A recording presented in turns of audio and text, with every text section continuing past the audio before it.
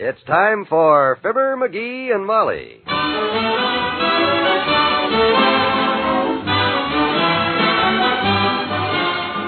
Sundays through Thursdays, NBC brings you Fibber McGee and Molly transcribed. The show is written by Phil Leslie and Len Levinson and directed by Max Hutto.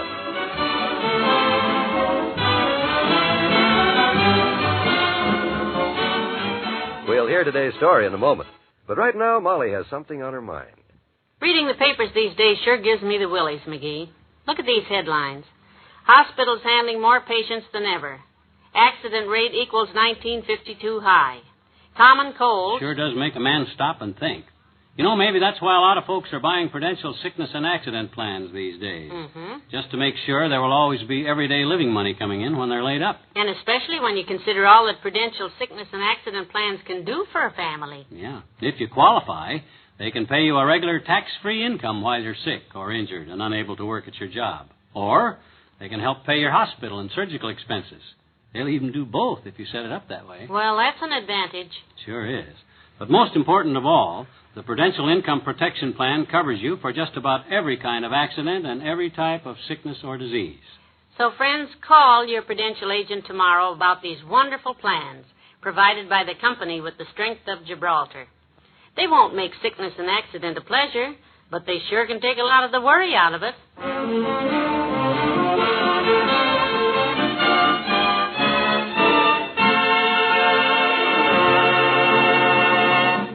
Mrs. Molly McGee of 79 Wistful Vista has an important appointment downtown this morning. She's upstairs getting dressed right now, and downstairs her husband is saying, "That's right, Docky. They tapped her for jury duty." Well, good for her. Should be an interesting experience for her. Yeah, she's real tickled to death about it. Molly always has wanted to serve on a jury anyhow. She's never done it before. Should be an interesting experience. Matter of fact, I tried to get her on a jury a couple of years ago. They had a guy up in court charged with hitting a cop over the head with a bartender. I suggested Molly for the jury, but she flunked out some of the questions. Flunked the questions? Yeah. They asked her if she knew the defendant, and that was Uncle Dennis, and that was all. Yeah, the courts are sort of funny that way. Well, this will be her first time in the jury box, and I'm going to brief her on things. You know, tell her what to expect and what to do, you know. Look, my boy, do the kid a big favor and tell her nothing. She'll be a much happier girl without a lot of wrong advice from you to foul her up. What do you mean, tell her nothing? Look, there's a couple of pretty big cases coming up in court today, and she might be on one of them. Sure. You think I'm going to let my wife walk into one of them trials ignorant? Not knowing a thing about whether the guy is guilty or not? Don't be ridiculous. Look, blunderhead, a juror is not supposed to know anything about a case in advance. That's what the court Well, is. if them judges want a jury box full of ignorant jurors, that's their business, but not my wife. I keep my wife well informed on everything. Oh, brother. You betcha. I read all about a couple of big cases in the paper this morning, and I'm going to bring her right up to date before she leaves here. But, McGee, don't you see that she's supposed... Honestly, Doctor, do you think I'd let my wife sit down in that jury box and have to depend on two loud lawyers to make up her mind for her? Especially two lawyers that probably can't even agree themselves whether the guy's guilty or not? That's the silliest attitude I ever heard. Well, dearie, I'm ready to... Oh, hello, Dr. Gamble. I wondered who McGee was talking to. Just a little legal discussion, my dear. Say, you look pretty. Thank you, Your Honor. Did McGee tell you I'm finally going to serve on a jury, Doctor? Sure. Hope you enjoy it. I'm looking forward to it. I've been called a couple of times before, but we're always either out of town or sick or something. You got a few minutes now before you have to leave, kiddo, so I'll sort of give you an idea of what to expect. Oh, I'll be all right. Now, I don't know what case they'll put you on down there, but I've been reading the papers carefully, and I want to brief you on a couple of crooks that I read about in case you get them. Oh, McGee, I don't think you should discuss It's it. okay. You got plenty of time. I know, but we shouldn't... Now, if you get the case of that tax collector... Oh, no, don't do the that. one that absconded with that waitress from the cafeteria and $80,000 that they just brought him back from Mexico, throw the book at that bum. McGee, for goodness sakes, I want to serve on a jury today. Now, you'll get me thrown off before I start. Well, I'm just trying... Please, don't help me. Okay. I just thought some instructions might help you to... Well, thank you very much, sweetheart, but I'll give you some instructions. Okay. Now, listen, the laundryman is due today, and the laundry's right there in the front hall. Okay, I see it. What about my lunch? A typical McGee question. There's meat in the refrigerator and some potato salad. And now, if Mrs. Morley calls about my dress, tell her I'll phone her tonight about a fitting. Okay. Is there any canned chili? In the cupboard. With beans? Yes. And your blue suit is on the back porch for the cleaner to pick up. Now, I've got to run or I'll be late. Okay, kiddo. Happy jury duty. Good luck, Molly. Bye. Well, there she goes, Doc. Off to do her civic duty like a good citizen. Backbone of the nation, our women folk. You betcha. I'm proud of her, Doc. You know, there's something I wish I'd have said to her before she left. What's that? Molly, I wish I'd have said, where's the can opener? Oh. Because I never can find the dad-ratted can opener, and I'll starve to death if I can't open a can.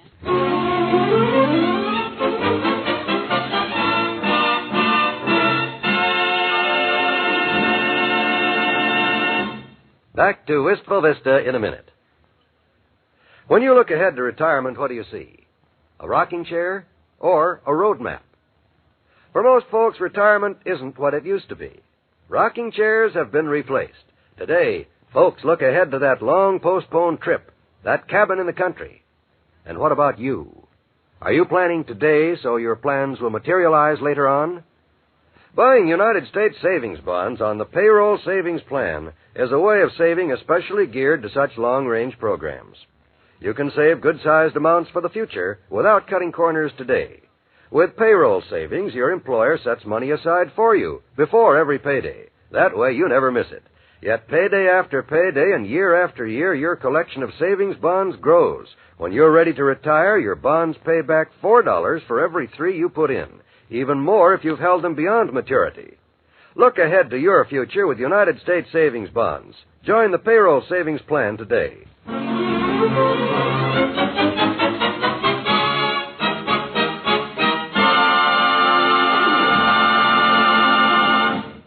Yep, that's what she's doing, Wimp. Jury duty. Oh, good for her. I feel it's one's duty, you know, to make sacrifices for one's community. So when the thing come up, I says, go ahead, I says. I'll make the sacrifice, I says. I'll fix my own lunch and look after the house, I says. Oh, you're a real Spartan, Mr. McGee. Yeah. Now, hand me the phone again, will you? I'll try that call again. All righty. Here you are. Thanks. Hello, operator. Give me the county courthouse. Jury commissioner's office. Hello, jury commissioner's office? You found out where Mrs. Molly McGee's been assigned to jury duty yet? It can't be a secret, Bud. I'm her husband, and she don't have secrets from me. Huh? Because I want to know where to come and pick her up when it's time to come and pick her up. That's why I want to know. Oh, Judge Pickerel's court, huh? Well, thanks and goodbye. Well, congratulations, Mr. McGee. Persistence does pay after all. Don't take me more than 5 phone calls to find out. Now to call Pickerel's court.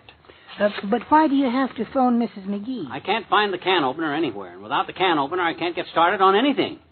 The cans for lunch, unscrewing and adjusting the flame regulator on the stove, and smoking, and prying the ice cubes out. Smoking? Well, I'm out of cigars, and I'm out of change, and the can opener works the combination on the piggy bank. So I can get the change I need to get the cigars. Hello, operator. Give me Judge Pickerel's courtroom in the courthouse. It's urgent, so.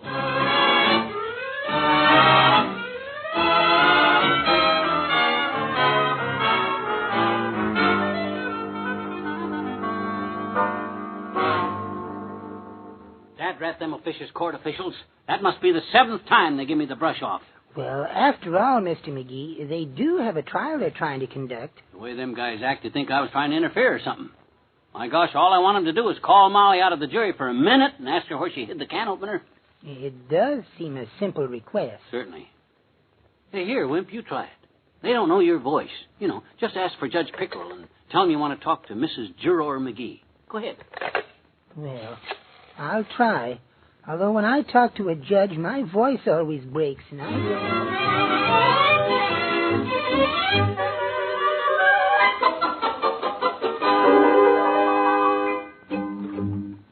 Simply no use, Mr. McGee. The judge himself threatened me with contempt of court if he ever traced the call. Well, I ain't licked yet. I'll think of something.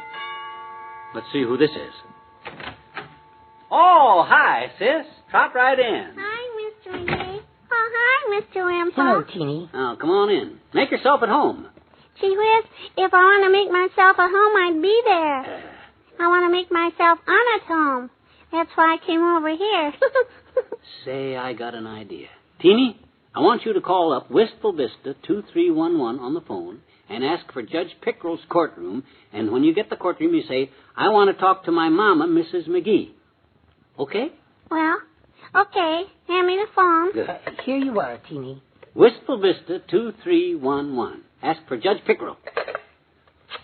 And when you get Judge Pickerel, you say, I want to talk to my mama, Mrs. McGee. Okay, and then hello? Judge Pickerel? Lady said for me to wait. Hello, is this Judge Oh, it is? Well, Mr. McGee says I want to talk to my mama, Mrs. McGee, and gee, Judge, I didn't know his mama was down there. Hey, that's not No, Teeny. What's she down there for, Judge? Oh. Is she in trouble? What kind of trouble? Oh, he hung up. Oh, for that rat Teeny, that's not what But... The whole thing sounds awful silly to me, mister. I tried, but gee. Oh, hi, Miss McGee. Goodbye now. Molly! Hello, Teeny. Bye. Oh, gee whiz, kiddo. How'd you get home so early? Oh, I guess I'm just not destined to ever serve on a jury. Huh? Darn it. I wanted to so badly, but I'm going to give up. What happened, Mrs. McGee? They dismissed us. Right in the middle of a case. Sent us home. Sent you home? Why? Well, they wouldn't tell us. Very mysterious. But we all got the feeling that somebody was trying to tamper with the jury. No kidding. Jury tampering, huh? Boy, that's a felony. Well, they didn't say so for sure, but the judge made a couple of veiled hints about someone attempting to contact a certain juror and dismissed us. Such an interesting case, too. Assault and battery. Man was accused of hitting his wife because she wouldn't stop telephoning him at work while he was busy. Telephoning? Oh, I'll bet I know why. Yeah, well, I'm sorry you have to rush off, Wimp. I'll take you to the door, boy. Well, I'm not. I'm glad you're home, Molly, because where's the can opener? But I'm starving, and without the can opener... Well, goodbye, Wally.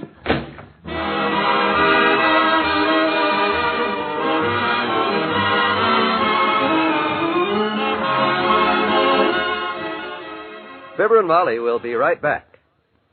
Tuesday night is your night to hear another of the great hour-long radio adaptations of one of Hollywood's smash film successes. Glamorous stars and glittering personalities give top performances on Lux Radio Theater, heard over NBC. Each week, star and story combine to give you a memorable hour of radio listening. Make a date to hear Lux Radio Theater Tuesdays on NBC. And for another high in radio entertainment, NBC brings you Jack Webb in Dragnet. Long a listening favorite, Dragnet continues to bring you radio realism at its exciting best. Be sure to hear Jack Webb as Joe Friday on Dragnet, Tuesdays on NBC. All cases are taken from the files of the Los Angeles Police Department. And for added listening enjoyment, you'll find that whimsical MC Art Linkletter proving once again that people are funny.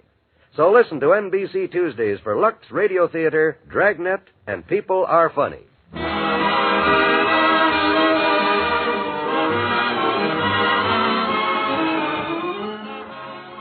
Darn it. I wish I could figure out who was trying to tamper with that jury and why. That's the darndest thing. Oh, I wouldn't worry about it if I were you. I guess you're right. Well, you both of us worried about it if she finds out I ever do. What'd you say? I said good night. Oh, good night, all.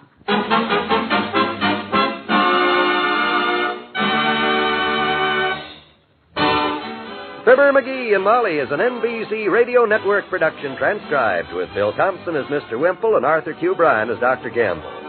This is John Wald inviting you to join us again tomorrow night on Fibber McGee and Molly.